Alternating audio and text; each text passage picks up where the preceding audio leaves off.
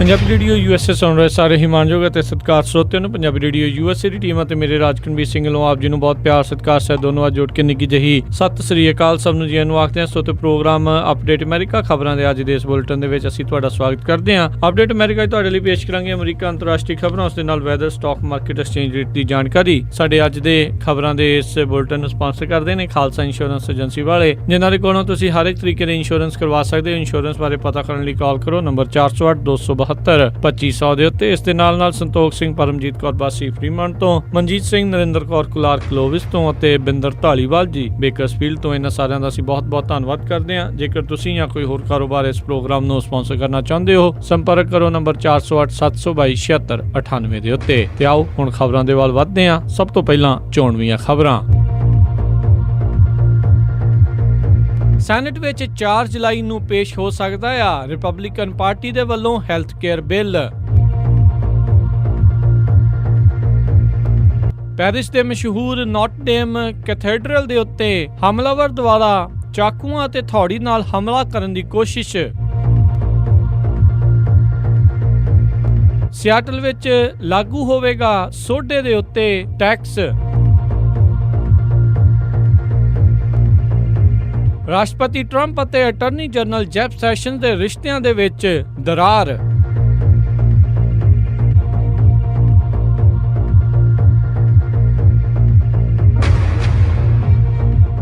Senate majority leader ਮਿਚ ਮੈਕੋਨਲ ਤੇ ਰਾਸ਼ਟਰਪਤੀ Trump ਦੀ ਅੱਜ ਵਿਸ਼ੇਸ਼ ਮੀਟਿੰਗ ਹੋਈ, ਜਿਸ ਦੇ ਵਿੱਚ ਸੈਨੇਟ ਮੈਜੋਰਟੀ ਲੀਡਰ ਨੇ ਰਾਸ਼ਟਰਪਤੀ ਨੂੰ ਆਖਿਆ ਵੀ ਹੋ ਸਕਦਾ ਹੈ ਵੀ ਆਉਂਦੀ 4 ਜੁਲਾਈ ਨੂੰ ਉਹਨਾਂ ਦੇ ਹੈਲਥ ਕੇਅਰ ਵਿਧਾਨ ਦੇ ਉੱਤੇ ਸੈਨੇਟ ਦੇ ਵਿੱਚ ਵੋਟਾਂ ਕਰਵਾਈਆਂ ਜਾ ਸਕਦੀਆਂ ਨੇ। ਪਿਛਲੀ ਵਾਰੀ ਰਿਪਬਲਿਕਨ ਪਾਰਟੀ ਦੇ ਇਸ ਓਬਾਮਾ ਕੇਅਰ ਨੂੰ ਰਿਪੀਲ ਅਤੇ ਰਿਪਲੇਸ ਕਰਨ ਵਾਲੇ ਹੈਲਥ ਕੇਅਰ ਬਿੱਲ ਨੂੰ ਲੋੜੀਂਦੀ ਸਹਿਯੋਗ ਨਹੀਂ ਮਿਲਿਆ, ਜਿਸ ਕਰਕੇ ਉਹ ਬਿੱਲ ਸਦਨ ਦੇ ਵਿੱਚ ਪੇਸ਼ ਨਹੀਂ ਕੀਤਾ ਗਿਆ। ਸੈਨੇਟ ਮੈਜੋਰਟੀ ਲੀਡਰ ਮੈਕੋਨਲ ਉਮੀਦ ਕਰਦੇ ਨੇ ਵੀ ਕਾਂਗਰੈਸ਼ਨਲ ਬਜਟ ਆਫਿਸ ਸੈਨੇਟ ਦੇ ਇਸ ਹੈਲਥ ਕੇਅਰ ਬਿੱਲ ਦੇ ਉੱਤੇ ਪੁਸ਼ਟੀ ਕਰ ਦੇਵੇਗਾ। ਪਿਛਲੇ ਕਈ ਹਫ਼ਤਿਆਂ ਤੋਂ ਲਗਾਤਾਰ ਇਸ ਬਿੱਲ ਨੂੰ ਲਿਆਉਣ ਵਾਲੇ ਹਾਊਸ ਸਪੀਕਰ ਪੌਲ ਰਾਇਨ ਅਤੇ ਮਿਚ ਮੈਕੋਨਲ ਬੰਦ ਕਮਰਾ ਮੀਟਿੰਗਾਂ ਲਗਾਤਾਰ ਕਰ ਰਹੇ ਨੇ। ਵੈਸੇ ਇਸ ਬਿੱਲ ਦੇ ਉੱਤੇ ਕਿਸ ਦਿਨ ਸੈਨੇਟ ਵਿੱਚ ਵੋਟ ਹੋਣੀ ਆ, ਇਸ ਦੇ ਬਾਰੇ ਸਪਸ਼ਟ ਤਰੀਕ ਪਤਾ ਨਹੀਂ ਆ, ਪਰ 4 ਜੁਲਾਈ ਦੇ ਬਾਰੇ ਥੋੜੀ ਜੀ ਇਤਲਾਹ ਦਿੱਤੀ ਗਈ ਆ। ਅੱਜ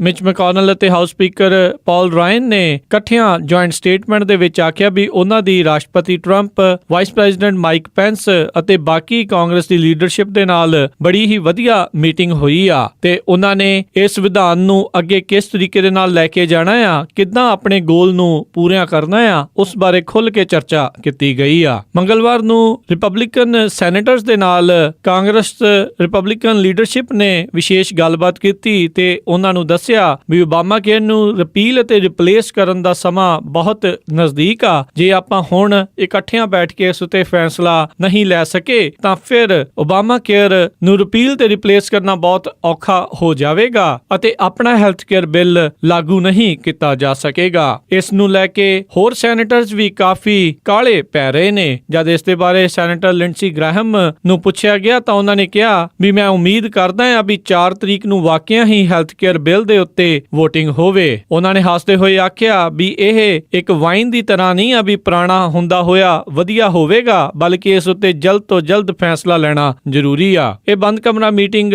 ਅੱਜ ਰਿਪਬਲਿਕਨ ਪਾਰਟੀ ਦੀ ਹੋਈ, ਜਿਸ ਵਿੱਚ ਕਿਹਾ ਜਾਂਦਾ ਹੈ ਵੀ ਪਾਵਰ ਪੁਆਇੰਟ ਦਿਖਾਈ ਗਈ। ਉਸ ਪਾਵਰ ਪੁਆਇੰਟ ਦੇ ਵਿੱਚ ਕੀ ਦਿਖਾਇਆ ਗਿਆ, ਇਸ ਬਾਰੇ ਕਿਸੇ ਵੀ ਪੱਤਰਕਾਰ ਨੂੰ ਕਿਸੇ ਵੀ ਰਿਪਬਲਿਕਨ ਪਾਰਟੀ ਦੇ ਬੰਦੇ ਨੇ ਕੁਝ ਨਹੀਂ ਦੱਸਿਆ, ਪਰ ਇਹ ਜ਼ਰੂਰ ਦੱਸਿਆ ਗਿਆ ਹੈ ਵੀ ਇਸ ਵਿੱਚ ਵਿਸ਼ੇਸ਼ ਤੌਰ ਦੇ ਉੱਤੇ ਮੈਡੀਕੇਡ ਐਕਸਪੈਂਸ਼ਨ ਨੂੰ ਕਿਸ ਤਰੀਕੇ ਨਾਲ ਬੰਦ ਕਰਨਾ ਆ ਅਤੇ ਟੈਕਸ ਕ੍ਰੈਡਿਟ ਕਿਸ ਤਰੀਕੇ ਦੇ ਨਾਲ ਜਿਹੜੇ ਵੀ ਬੰਦੇ ਹੈਲਥ ਕੇਅਰ ਇੰਸ਼ੋਰੈਂਸ ਲੈਣਗੇ ਇਸ ਪਲਾਨ ਦੇ ਤਹਿਤ ਉਹਨਾਂ ਨੂੰ ਕਿੱਦਾਂ ਦੇਣੇ ਆ, ਉਸ ਉੱਤੇ ਵਿਚਾਰ ਚਰਚਾ ਹੋਈ ਆ। ਬਹੁਤ ਸਾਰੇ ਐਸੇ ਰਿਪਬਲਿਕਨ ਵੀ ਇਸ ਮੀਟਿੰਗ ਵਿੱਚ ਸ਼ਾਮਲ ਸੀ ਜਿਨ੍ਹਾਂ ਦੀ 2018 ਦੇ ਵਿੱਚ ਰੀ-ਇਲੈਕਸ਼ਨ ਆ ਰਹੀ ਆ। ਜੇ ਉਹ ਆਪਣੇ ਹਲਕੇ ਵਾਸਤੇ ਵਧੀਆ ਹੈਲਥ ਕੇਅਰ ਪਲਾਨ ਨਹੀਂ ਬਣਵਾ ਸਕਣਗੇ ਤਾਂ ਇਹ ਵੀ ਡਰ ਆ ਵੀ ਉਹ ਆਪਣੀਆਂ ਸੀਟਾਂ ਹਾਰ ਜਾਣ। ਇਸ ਪੂਰੀ ਗੱਲਬਾਤ ਦੇ ਵਿੱਚੋਂ ਇਹੀ ਸਿੱਟਾ ਨਿਕਲਦਾ ਆ ਵੀ ਰਿਪਬਲਿਕਨ ਪਾਰਟੀ ਦੇ ਲਈ ਇਹ ਹੈਲਥ ਕੇਅਰ ਦਾ ਵਿਧਾਨ ਕਰੋ ਜਾਂ ਮਰੋ ਵਾਲੀ ਸਥਿਤੀ ਦੇ ਵਿੱਚ ਪਹੁੰਚ ਚੁੱਕਾ ਆ। ਜੇ ਇਸ ਉੱਤੇ ਇਸ ਵਾਰੀ ਵੀ ਕੁਝ ਨਹੀਂ ਹੁੰਦਾ ਤਾਂ ਇਹ ਕਿਹਾ ਜਾ ਰਿਹਾ ਆ ਵੀ ਉਹ ਹੈਲਥ ਕੇਅਰ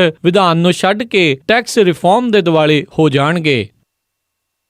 ਫਰਾਂਸ ਦਾ ਸ਼ਹਿਰ ਪੈਰਿਸ ਇੱਕ ਵਾਰੀ ਫੇਰ ਹਮਲੇ ਦੀ ਮਾਰ ਹੇਠ ਆਇਆ। ਪੈਰਿਸ ਦੇ ਕੈਥੀਡਰਲ ਨੋਟ-ਡੇਮ ਦੇ ਵਿੱਚ ਇੱਕ ਹਮਲਾਵਰ ਦੇ ਦੁਆਰਾ ਹਥੌੜਾ ਲੈ ਕੇ ਹਮਲਾ ਕਰਨ ਦੀ ਕੋਸ਼ਿਸ਼ ਕੀਤੀ। ਉਸ ਹਮਲੇ ਦੇ ਦੌਰਾਨ ਹਮਲਾਵਰ this is for Syria, Syria ਦੇ ਹੱਕ ਦੇ ਨਾਰੇ ਲਾ ਰਿਹਾ ਸੀ। ਜਿਸ ਤਰੀਕੇ ਦੇ ਨਾਲ ਇਸ ਨੇ ਹਮਲਾ ਕਰਨ ਦੀ ਕੋਸ਼ਿਸ਼ ਕੀਤੀ, ਫਰਾਂਸ ਦੇ ਇੰਟੀਰੀਅਰ ਮਿਨਿਸਟਰ ਦੇ ਕਹਿਣ ਮੁਤਾਬਕ ਇਸ ਨੂੰ ਅੱਤਵਾਦੀ ਹਮਲਾ ਗਿਰਦਾਨਿਆ ਗਿਆ ਹੈ ਅਤੇ ਉਸ ਦੀ ਲੋੜੀਂਦੀ ਜਾਂਚ ਸ਼ੁਰੂ ਹੋ ਚੁੱਕੀ ਆ। ਇਸ ਹਮਲੇ ਦੇ ਵਿੱਚ ਇੱਕ ਪੁਲਿਸ ਅਫਸਰ ਦੇ ਸੱਟਾਂ ਵੀ ਵੱਜੀਆਂ। ਜਦ ਇਹ ਹਮਲਾਵਰ ਉਸ ਕੈਥੀਡਰਲ ਦੇ ਵਿੱਚ ਚਾਕੂ ਅਤੇ ਹਥੌੜਾ ਲੈ ਕੇ ਅੰਦਰ ਵੜਨ ਦੀ ਕੋਸ਼ਿਸ਼ ਕੀਤੀ ਤਾਂ ਉੱਥੇ ਮੌਜੂਦ ਦੂਜੇ ਪੁਲਿਸਮੈਨ ਨੇ ਉਸ ਉੱਤੇ ਗੋਲੀ ਚਲਾ ਦਿੱਤੀ ਜੋ ਕਿ ਉਸ ਦੀ ਛਾਤੀ ਵਿੱਚ ਲੱਗੀ। ਉਸ ਤੋਂ ਬਾਅਦ ਦੇ ਵਿੱਚ ਹਮਲਾਵਰ ਨੂੰ ਕਾਬੂ ਕਰ ਲਿਆ ਗਿਆ। ਹਮਲੇ ਦੀ ਖਬਰ ਆਉਂਦਿਆਂ ਹੀ ਉੱਥੇ ਆਏ ਹੋਏ ਸੈਲਾਨੀ ਦੇ ਵਿੱਚ ਹਫੜਾ ਦਫੜੀ ਮਚ ਗਈ ਅਤੇ ਲੋਕਾਂ ਨੇ ਸ਼ਰਨ ਦੇ ਲਈ ਇੱਧਰ ਉੱਧਰ ਭੱਜਣਾ ਸ਼ੁਰੂ ਕਰ ਦਿੱਤਾ। ਉਸ ਮੌਕੇ ਕੈਥੀਡਰਲ ਦੇ ਵਿੱਚ ਕਈ 100 ਲੋਕ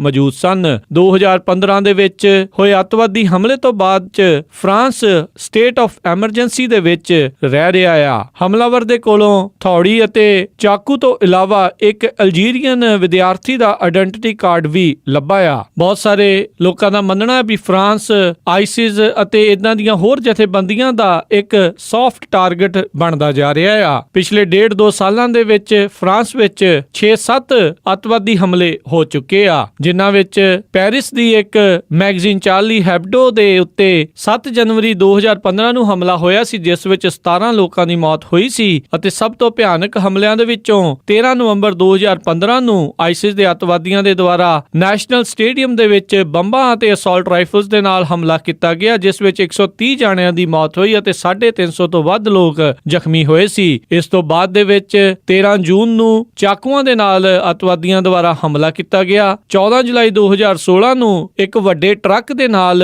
ਨੀਸ ਸ਼ਹਿਰ ਦੇ ਨਜ਼ਦੀਕ ਲੋਕਾਂ ਨੂੰ ਦਰੜਿਆ ਗਿਆ, ਜਿਸ ਵਿੱਚ 86 ਲੋਕਾਂ ਦੀ ਮੌਤ ਹੋਈ ਸੀ। 26 ਜੁਲਾਈ 2016 ਨੂੰ ਇੱਕ ਚਰਚ ਦੇ ਵਿੱਚ ਉੱਥੋਂ ਦੇ ਪ੍ਰੀਸਟ ਨੂੰ 2 ਹਮਲਾਵਰਾਂ ਨੇ ਮਾਰ ਦਿੱਤਾ ਸੀ। 3 ਫਰਵਰੀ ਨੂੰ ਇਸੇ ਸਾਲ ਪੈਰਿਸ ਦੇ ਮਸ਼ਹੂਰ ਮਿਊਜ਼ੀਅਮ ਦੇ ਬਾਹਰ ਫਰਾਂਸ ਦੇ ਸੈਨਿਕਾਂ ਦੇ ਉੱਤੇ ਮਸ਼ਾਟੀ ਲੈ ਕੇ ਇੱਕ ਅੱਤਵਾਦੀ ਦੁਆਰਾ ਹਮਲਾ ਕੀਤਾ ਗਿਆ ਅਤੇ ਥੋੜੇ ਦਿਨ ਪਹਿਲਾਂ 20 ਅਪ੍ਰੈਲ 2017 ਨੂੰ ਚੈਂਪ ਇਲੀਸਿਸ ਪੈਰਿਸ ਦੇ ਵਿੱਚ ਪੁਲਿਸ ਵਾਲਿਆਂ ਦੇ ਉੱਤੇ ਗੋਲੀ ਚਲਾਈ ਗਈ, ਜਿਸ ਵਿੱਚ 1 ਜਾਣੇ ਦੀ ਮੌਤ ਹੋਈ ਅਤੇ 2 ਜਾਣੇ ਜ਼ਖਮੀ ਹੋਏ ਸਨ। ਉਸ ਹਮਲੇ ਦੀ ਜ਼ਿੰਮੇਵਾਰੀ ਆਈਸਿਸ ਨੇ ਲਈ ਸੀ। ਲਗਾਤਾਰ ਫਰਾਂਸ ਦੇ ਵਿੱਚ ਆਈਸਿਸ ਦੁਆਰਾ ਹਮਲੇ ਕੀਤੇ ਜਾ ਰਹੇ ਆ ਤੇ ਇੱਕ ਬਹੁਤ ਹੀ ਵੱਡਾ ਚਿੰਤਾ ਦਾ ਵਿਸ਼ਾ ਬਣਿਆ ਹੋਇਆ ਆ। ਥੋੜੇ ਦਿਨ ਪਹਿਲਾਂ ਹੀ ਯੂਕੇ ਦੇ ਵਿੱਚ 2 ਹਮਲੇ ਅੱਤਵਾਦੀਆਂ ਦੁਆਰਾ ਕੀਤੇ ਜਾ ਚੁੱਕੇ ਆ। ਲਗਾਤਾਰ ਯੂਰਪ ਆਈਸਿਸ ਦੇ ਹਮਲਿਆਂ ਦਾ ਸ਼ਿਕਾਰ ਬਣਦਾ ਜਾ ਰਿਹਾ ਆ।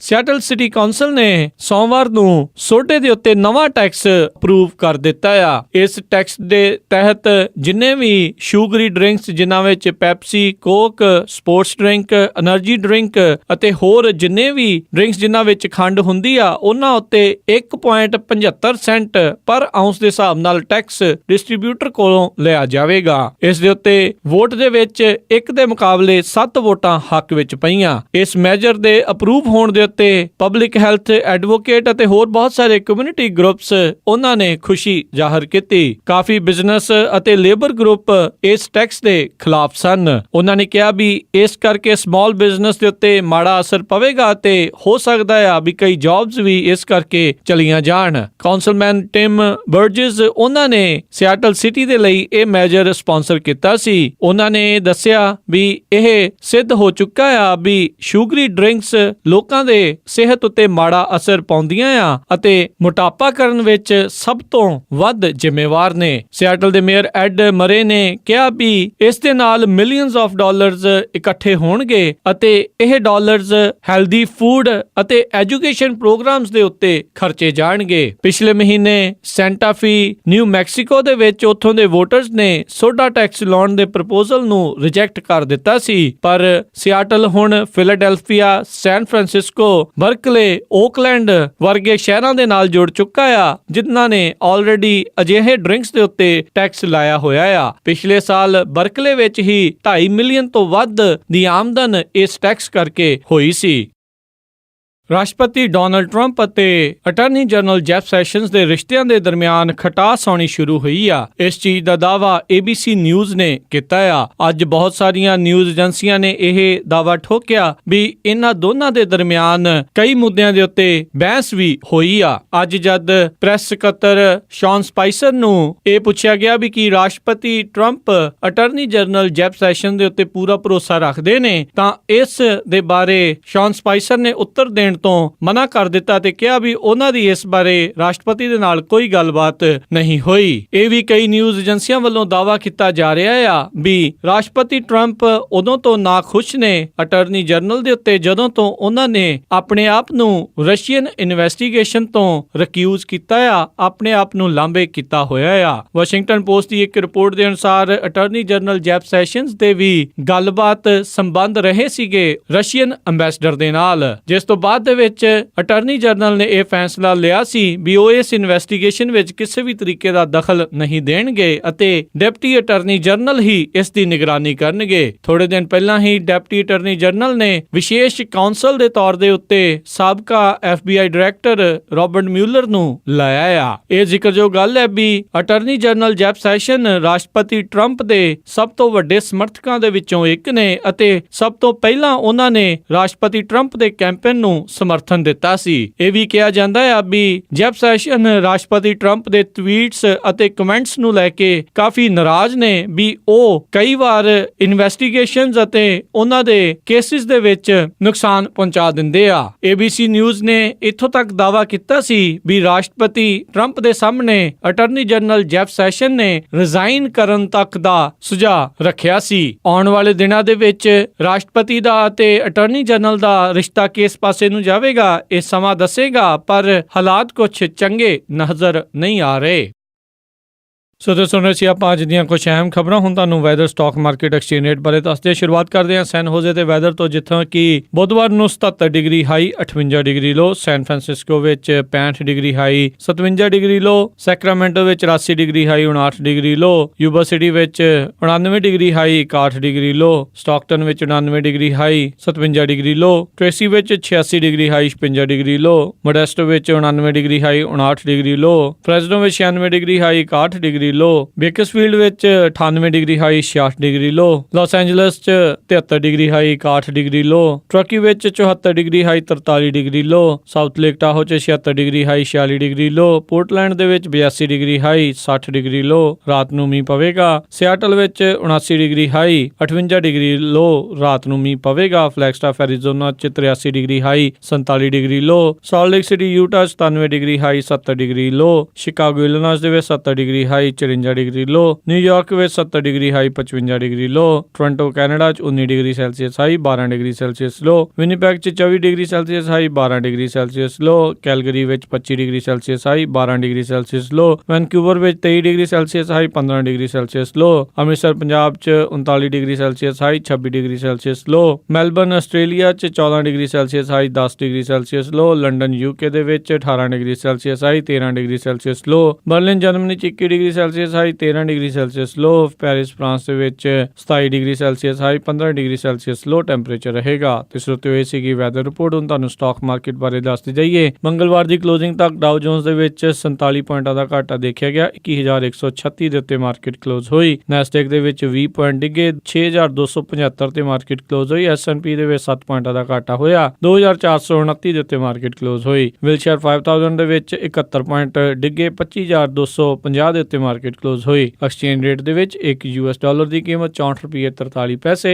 ਇੱਕ ਕੈਨੇਡੀਅਨ ਡਾਲਰ ਦੀ ਕੀਮਤ 47 ਰੁਪਏ 92 ਪੈਸੇ, ਇੱਕ ਬ੍ਰਿਟਿਸ਼ ਪਾਉਂਡ ਦੀ ਕੀਮਤ 83 ਰੁਪਏ 15 ਪੈਸੇ, ਇੱਕ ਯੂਰੋ ਦੀ ਕੀਮਤ 72 ਰੁਪਏ 66 ਪੈਸੇ, ਇੱਕ ਆਸਟ੍ਰੇਲੀਅਨ ਡਾਲਰ ਦੀ ਕੀਮਤ 48 ਰੁਪਏ 42 ਪੈਸੇ, ਇੱਕ ਨਿਊਜ਼ੀਲੈਂਡ ਡਾਲਰ ਦੀ ਕੀਮਤ 46 ਰੁਪਏ 28 ਪੈਸੇ, ਇੱਕ ਸਿੰਗਾਪੁਰ ਡਾਲਰ ਦੀ ਕੀਮਤ 46 ਰੁਪਏ 72 ਪੈਸੇ, ਇੱਕ ਬਹਿਰੀਨੀ ਦਿਨਾਰ ਦੀ ਕੀਮਤ 170 ਰੁਪਏ 75 ਪੈਸੇ, ਇੱਕ ਕੁਵੈਤੀ ਦਿਨਾਰ ਦੀ ਕੀਮਤ 212 ₹13.55 ਰਹੀ। ਇੱਕ US ਡਾਲਰ ਦੀ ਕੀਮਤ $1.34 ਕੈਨੇਡੀਅਨ ਡਾਲਰ ਰਹੀ। ਸੋਨੇ ਦਾ ਭਾਅ $1294.06 ਪ੍ਰਤੀ ਆਉਂਸ, ਚਾਂਦੀ ਦਾ ਭਾਅ $17.69 ਪ੍ਰਤੀ ਆਉਂਸ ਰਿਹਾ।